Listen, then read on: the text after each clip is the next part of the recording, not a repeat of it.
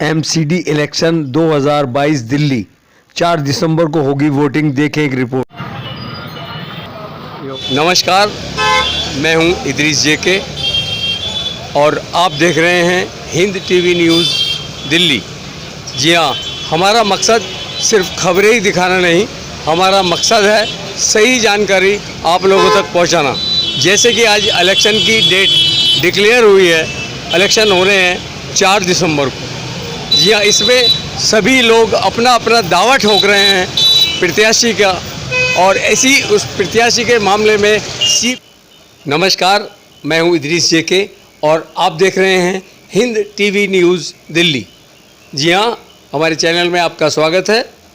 आज जो हम स्पेशल ये न्यूज़ बना रहे हैं, इसका सिर्फ एक ही मकसद है, एमसीडी के इलेक्शनों की तारीख डिक्लेयर होना। जी हाँ, जैसे कि आज तारीख जो है डिक्लेयर हो गई है, 4 दिसंबर को इलेक्शन होने हैं, तो इसी के चलते सारी गतिविधियां तेज़ हो गई हैं। हर पार्टी अपने अपने कैंडिडेटों को जो है मैदान में उतारेगी और कौन सा कैंडिडेट कहां पर फिट हो जाए, और इसकी सही जानकारी हम आप लोगों को देंगे, क्योंकि हमारा मकसद सिर्फ खबरें ही दिखाना नहीं, हमारा मकसद है सही जानकारी आपको पहुंचाना। आपके इलाके का कैंडिडेट जो दावा ठोक रहा है प्रत्याशी होने का, उसमें उसका क्या विज़न है, उसकी क्या क्वालिटी है, उसके बारे में आज हम मौजूद हैं मुस्तफ़ाबाद। यहाँ पर जीनत जहरा के मकान है मिर्ज़ा जी का, और यहाँ पर जीनत जहरा के हम मकान पे मौजूद हैं, जो CPIM इतनी बड़ी पार्टी, जो मैं समझता हूँ इस देश की सबसे बड़ी कम्युनिस्ट पार्टी है। उस सिलसिले में उनसे मालूमात करेंगे आखिर आपके लिए ये जो वार्ड नंबर 243 क्या मायने रखता है, क्या विज़न है आपका इलेक्शन में।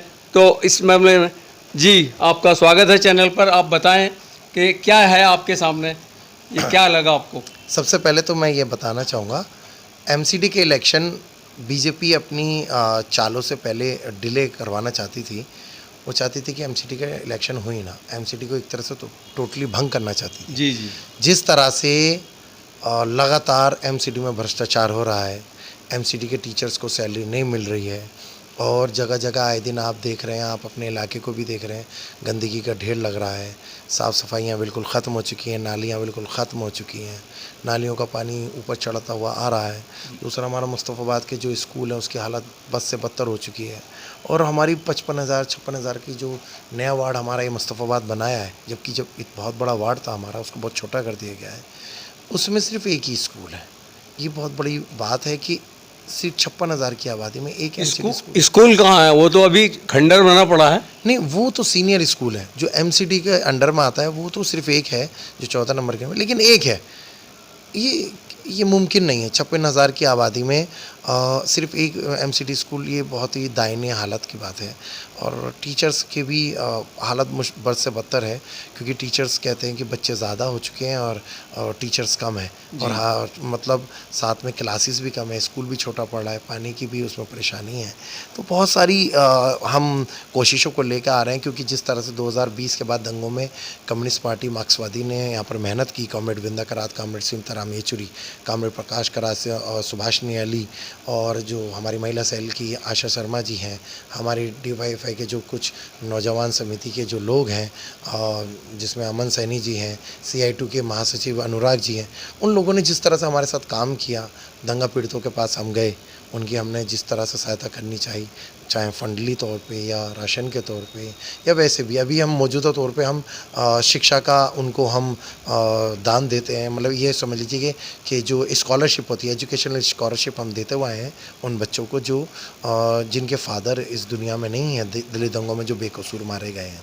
तो एमसीडी का इलेक्शन इस बार बहुत ही ज़्यादा चुनौती देने वाला है, ख़ासकर बीजेपी को और उन पार्टियों को जो सिर्फ अब तक जनता को बेवकूफ़ बनाती आई हैं। इसमें जैसे कि प्रत्याशी का पढ़ा लिखा होना जरूरी है, और इस मामले में आप क्या कहना चाहेंगे? हाँ बिल्कुल, मेरी वाइफ खुद भी 10-12 के बाद ITI की हुई है, इंटीरियर डेकोरेटर उसने कोर्स किया हुआ है स्टेट लेवल और साथ में इंटरनेशनल, पूरे नेशनल लेवल का, सॉरी इंटरनेशनल कहा, नेशनल लेवल का उनके पास सर्टिफिकेट है। तो नेशनल आर्किटेक्चर भी हैं वो, उन्होंने सिविल से कर रखा है। तो एक एजुकेटेड भी है, समझदार भी है और गृहिणी भी है। बेहतर ये नहीं कि सिर्फ हम ये कहें। और साथ में देखिए, समाज सेवी होने के लिए कोई एजुकेटेड और अनएजुकेटेड का नहीं होना, समाज सेवी होने के लिए ना सबसे चीज़ है कि हमारी मेंटलिटी सही हो। अगर हमारी मेंटलिटी अच्छी है तो हम समाज सेवी बेहतर बन सकते हैं। ये एक राजनीतिक मैदान है और इस राजनीतिक मैदान को आप क्या मानते हैं? राजनीति क्या चीज़ है? राजनीति बहुत गंदी चीज़ है, मानता हूँ, खुद भी मानता हूँ। और हमारा परिवार पहले से ही राजनीति के अंदर रहा है, लेकिन कभी इस तरह से नहीं आपके रहा है। परिवार ने क्या सेवा की है पहले? हाँ बिल्कुल, मेरे दादा ने गांव में कुछ स्कूलों का निर्माण किया गांव वालों के साथ मिलके, जो अब तक गांव में हैं, आप जाके देख सकते हैं, हमारे कभी गांव चलें। और यहाँ, और उसके बाद पिता ने, हमारे पिताजी मरहूम मिर्ज़ा मोहम्मद हुसैन बोस ने, और मेरे जो दादा थे उनका नाम मरहूम, उनको कहा जाता मोहम्मद अली, जनरल सेक्रेटरी। तो मेरे फादर ने उसके बाद उन स्कूलों को साइंस साइड और कॉमर्स साइड बनाया, यहाँ दिल्ली में स्कूल खोला। और उसके बाद हमारे चाचा के ऊपर ये जिम्मेदारी आई। एजुकेशन को लेकर हम पर बार बार आती है।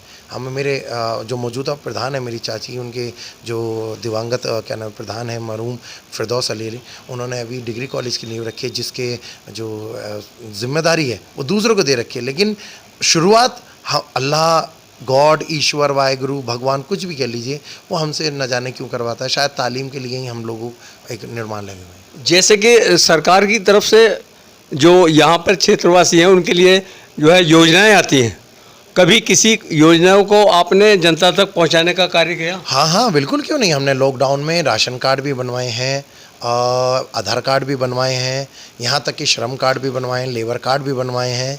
और साथ में हमने काफ़ी ऐसी चीज़ें करी हैं। राशन हमने खुद अलग अलग NGOs के माध्यम से बंटवाया है, दिल्ली सरकार के ज़रिए हमने बंटवाया है। दिल्ली सरकार भी जानती है कम्युनिस्ट पार्टी के बिना जो राशन के ज़रिए साथ जो राशन चीज़ें बांटी गई वो हमारी देखिए बांटी गई। केरल में हमारी CPIM की सरकार है, पिनेरे विजयन, वहाँ पर हमारे कॉमरेड पिनेरे विजयन वहाँ के चीफ मिनिस्टर हैं, वहाँ पर 17 चीज़ें बांटी जा रही थी। तो जो लोग वहाँ इतने भर चुके थे, वो सरकार से भी मना कर देते कि अब हमें नहीं चाहिए। तो उसकी तर्ज पे दिल्ली में भी राशन बांटा गया। लेकिन दिल्ली का हालात, जो मॉडल शेड्यूल इस टाइम बहुत ज़्यादा ख़राब है। हमारी जो लड़ाई है वो केजरीवाल सरकार से भी है और मोदी सरकार से भी है, क्योंकि मोदी सरकार ने जिस तरह से रोज़गार के मामले में जनता को बेवकूफ़ बनाया, नौजवानों को बेवकूफ़ बनाया, वही काम केजरीवाल सरकार ने किया है। केजरीवाल सरकार के पास 1,21,000 पद खाली हैं, लेकिन कोई भी पद वो भरने के लिए तैयार नहीं है। तो ये क्यों? गुजरात में जबकि जाके कहते हैं कि वो हम दिल्ली मॉड्यूल बनाएंगे, मोदी सरकार कहते हैं हम गुजरात मॉड्यूल बनाएंगे। तो आखिर ये कौन से मॉड्यूल है? वो गुजरात अधूरा है, यहाँ दिल्ली अधूरी है। जी, आपके सामने वार्ड नंबर 243 क्या है? क्या आपका विजन है? क्या इसमें जनता ने आपको अगर भेज दिया चुनकर तो उसके लिए क्या करेंगे? हाँ, ये अहम चीज़ है। पहले हमारा ये 58 नहीं था, अब 243 बन गया। चलिए, सरकार ने ऐसे सही तो ऐसे ही सही। हमारा सबसे पहले तो देखिए माध्यम है कि जो एक स्कूल है, कम से कम इस इलाके में अगर हमारे पास ज़मीन है सरकारी, तो कम से कम 2 स्कूल और खोलना चाहेंगे, क्योंकि एक स्कूल कामयाब नहीं है। एक स्कूल से कहाँ तक आएंगे? 56,000 की आबादी में सिर्फ एक ही स्कूल, ये गलत है। दूसरा, हमारे यहाँ पर सरकारी गवर्नमेंट लाइब्रेरी बिल्कुल नहीं है। हमारे यहाँ पर जो सरकारी, जिसको कम्युनिटी सेंटर कह देते हैं, जहाँ पर लोग अपना विवाह स्थल या दूसरी कार्यक्रम कर सके, वो नहीं है। तीसरा, हमारे यहाँ स्पोर्ट्स का बिल्कुल भी नहीं है। तो हम इन चीज़ों को अहम मुद्दे लेके चल रहे हैं। साथ में जिस तरह से नालियों का और त्योहारों के टाइम पे जो ये पार्शलिटी होती आई है कि जब भी कोई त्यौहार होता है, जब भी नालियाँ निकाल दी जाती हैं, ये हम इस चीज़ को थोड़ा सा देख कर ना एक नई तरीके से काम करेंगे। एक चीज़ और जी, आजकल पानी को लेकर इस कदर बवाल मचा हुआ है। लोग 20 रुपए की बोतल खरीदते हैं तब जाकर पानी मिलता है, लेकिन ये फ़र्ज, ये काम MCD का था, वो जो नहीं हो पाया, उसमें आप क्या योगदान हाँ, करेंगे? ये फ़र्ज़ MCD का भी है और साथ में दिल्ली सरकार का भी है। मैं इसलिए कह रहा हूँ क्योंकि मुस्तफ़ाबाद में जो इससे पहले 5 साल पहले जो विधायक थे, उन्होंने उनके रहते, देखिए तारीफ़ होती है, चाहे कोई भी अच्छे से हो। इससे पहले जो विधायक थे, मतलब 2 बार के मौजूदा, तो कौन से वाले? मौजूदा आम आदमी से, इससे पहले BJP से थे, इससे पहले कांग्रेस के थे। तो उन्होंने अपने टाइम पे सीवर यहाँ पर बिछवाया और बिछवाने के बाद जो लाइन लगाई गई, लेकिन उसको सही तौर पे, सुचारू तौर पे लोगों तक कामयाब नहीं हो पाया। कोशिश हमारी यही है पूरी की पूरी कि जो पानी की लाइन बिछ चुकी है उसमें जल्द से जल्द अगर पानी शुरुआत हो जाता है और आए दिन जो गंदा पानी आ रहा है उसको ख़त्म होके जो मेन लाइन है उसको मतलब मिल जाए, अगर लोगों को प्रोवाइड हो जाए तो ये बेटर होगा। हम लोग भी उस पानी को निर्वहन कर सकेंगे, हम भी पानी पीते हैं, ऐसी बात नहीं। आजकल एक चीज़ और है, जो कोई मकान बनाता है तो लिंटर माफिया वहाँ पर पहले आ जाते हैं, उसके मामले में आप क्या करेंगे? हाँ, ये बहुत ही अहम सवाल है क्योंकि इसमें दबंगई भी है, भ्रष्टाचार भी है और बहुत सारी चीज़ें। सिर्फ लेंटर माफिया नहीं है, इसमें बहुत सारे अहम किरदार हैं।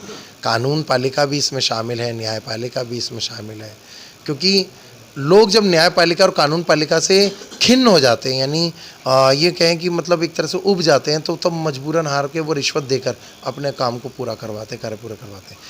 अगर हम CPIM इसमें आता है, जिस तरह से केरल में भ्रष्टाचार 0% है, उसी तरह से हम दिल्ली में भी जो भी हमारे कैंडिडेट आ रहे हैं CPIM की तरफ से, हम अपने क्षेत्र को बेहतर और भ्रष्टाचार मुक्त बनाने की कोशिश करेंगे।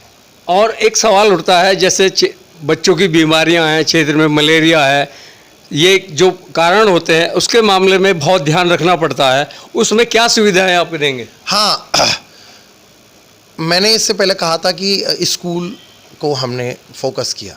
अगर तालीम लोगों तक पहुंचेगी तो लोग मतलब बीमारियों के बारे में भी जान सकेंगे, क्योंकि हमारे क्षेत्र में बहुत सारी ऐसी बीमारियां हैं जिनके बारे में लोगों को पता ही नहीं, और वो नीम हकीम खतरे जहाँ नीम मुल्ला खतरे माँ वाला जो एक कहावत है, उसके आधार पर वो छोटे मोटे डॉक्टरों से दवाइयाँ ले लेते हैं, जबकि ऐसा नहीं है। हेपेटाइटिस B है, जो पीलिया है, बिगड़ जाना होता है, उसके ऊपर हम चाह रहे हैं कि सेंटर में रखेंगे।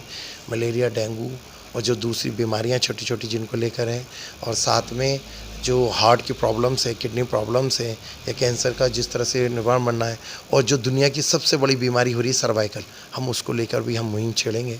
MCD में आने का मकसद सिर्फ स्कूल और शिक्षा ही नहीं, मतलब ये नहीं, हम मेडिकल के तौर पर पूरा काम करेंगे। अब बीमारी को लेकर एक बातचीत हुई, MCD के अस्पतालों में और अस्पतालों में क्या अंतर है? लोग बाग जाना पसंद करते हैं या नहीं करेंगे? उसके लिए आप क्या सुविधा करेंगे? देखिए, मैंने अभी भी कहा कि जब हम बीमारियों के बारे में बताएंगे लोगों को, और उनको बताएंगे कि हम ये चेकअप्स, ये चीज़ें हम लोगों ने प्रोवाइड कर दी हैं, तो लोग प्राइवेट हॉस्पिटल्स में जाना को कम करके गवर्नमेंट हॉस्पिटल्स में जाना शुरू करेंगे। दवाइयों को पूरी कोशिश करेंगे कि दवाइयाँ पूरी मात्रा में मिल सके। तो इसलिए हम चाहेंगे कि जनता से अपील करेंगे कि CPIM को इस बार अपने क्षेत्र में लाए और अपने क्षेत्र को बेहतर बनाने की कोशिश करें। यहाँ पर एक मैं और लास्ट सवाल पे आ रहा हूँ कि लोगों के पास ना तो सही से राशन कार्ड हैं, ना आधार कार्ड हैं, और वोटर कार्ड बहुत बड़ी समस्या है। इसको लेकर पता नहीं कितने प्रत्याशी पार्षद यहाँ पर चुने गए, लेकिन किसी ने भी आज तक वो ध्यान नहीं दिया। वो समस्या आज तक बनी हुई है, इसके बारे में बताएं। पिछले 2-2.5 साल से, यानी 2020 के बाद, लॉकडाउन में दंगों के बाद हमने इस पर काम किया है। हमने वोटर कार्ड पे भी, आधार कार्ड पे भी, और लोगों को जा के बताया कि ये कितना कीमती है। एक देश में रहने के लिए वोटर कार्ड सबसे अहम चीज़ होती है। हम उस अधिकार को प्राप्त करते हैं वोटर कार्ड से, जो किसी की भी लोकतांत्रिक देश में अहम होता है, यानी वोट देने का हक।